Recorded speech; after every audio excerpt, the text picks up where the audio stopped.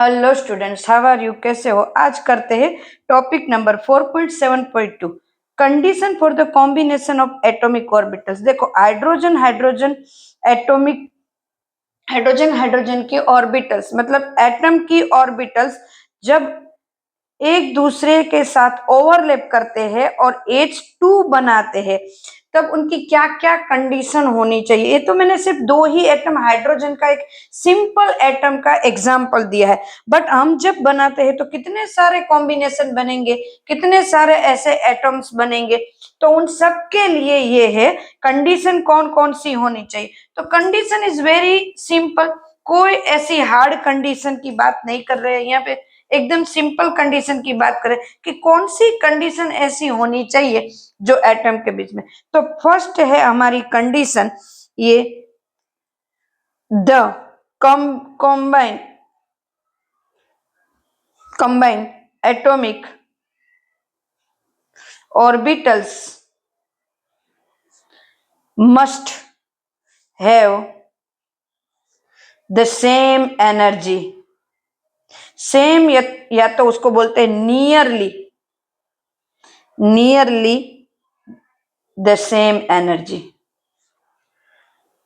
मतलब क्या, दो एटम्स हाइड्रोजन हाइड्रोजन है या कोई भी एटम है, उनकी एनर्जी ऑलमोस्ट सेम होनी चाहिए। मतलब 1s लो सामने 1s होना चाहिए, या तो 2s लो तो सामने 2s, या तो 2p होना चाहिए। जब हम उसको ऑर्बिटल्स को ओवरलैप करते हैं तब इतनी मतलब उनके बीच में इतना गैप नहीं होना चाहिए, एनर्जी में इतना गैप नहीं होगा। अगर एनर्जी में गैप होगा तो वो ओवरलैप अच्छे से नहीं कर पाएंगे, क्योंकि अगर एक की एनर्जी ज्यादा होगी एक की एनर्जी कम होगी तो उनके बीच में डिफरेंस रह जाएगा, एनर्जी गैप रह जाएगा। अगर एनर्जी गैप रह गया तो वो अच्छे से एटम है वो एक दूसरे के साथ ओवरलैप नहीं कर पाए स्टूडेंट्स। तो फर्स्ट कंडीशन ये है कि एनर्जी सेम होनी चाहिए, या इसलिए ऐसा भी बोल सकते हैं कि जो हमारी ऑर्बिटल्स है वो बिल्कुल नजदीक नजदीक 2s 2p 1s 1s, clear है, बहुत दूर नहीं, ऐसा नहीं कि 2s एंड 3s, ऐसी ऑर्बिटल्स नहीं होनी चाहिए स्टूडेंट्स। देन सेकंड है atom the combining atomic orbitals must have the same symmetrical, yes, symmetry about the symmetrical same होना चाहिए मोलिक्यूल एक्सिस,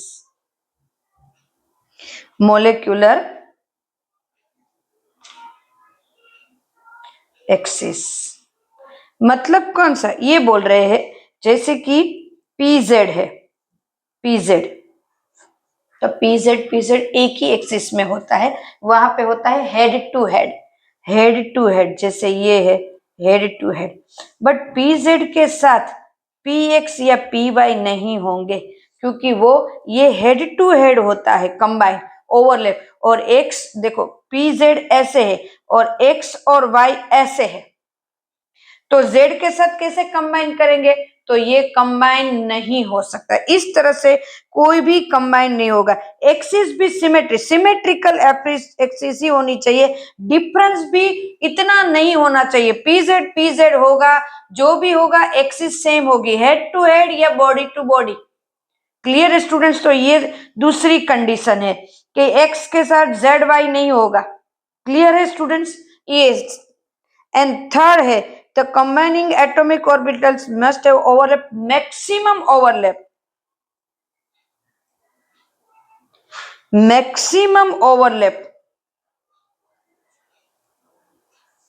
मतलब ओवरलैप है बहुत ही मैक्सिमम होना चाहिए। देखो एक ये है एक ये है, देखो मैक्सिमम, ये ऐसा नहीं होना चाहिए, इतना नहीं होना चाहिए, इतना एक बड़ा छोटा, या तो ऐसा,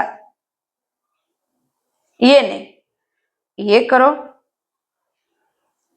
इतना इतना ओवरलैप होना चाहिए। देखो यहाँ पे दिख रहा है हो सके इतना मैक्सिमम, जितना ज्यादा ओवरलैप होगा स्टूडेंट उतना मॉलिक्यूल्स है वो स्टेबल रहेगा।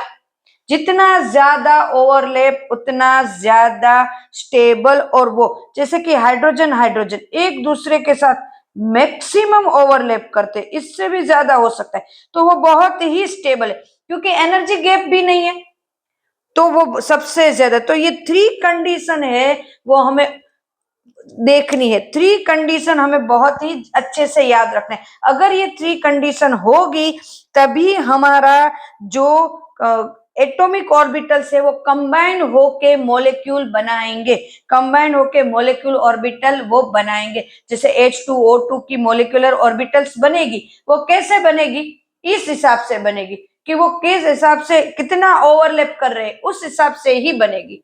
क्लियर है स्टूडेंट्स, एकदम से क्लियर। ये 5 तीनों की तीनों जो हमने ली है वो एकदम से याद रह जानी चाहिए कंडीशन, बहुत ही इजी कंडीशन है। क्लियर, नेक्स्ट वीडियो में फिर से मिलते, तब तक बाय, टेक केयर।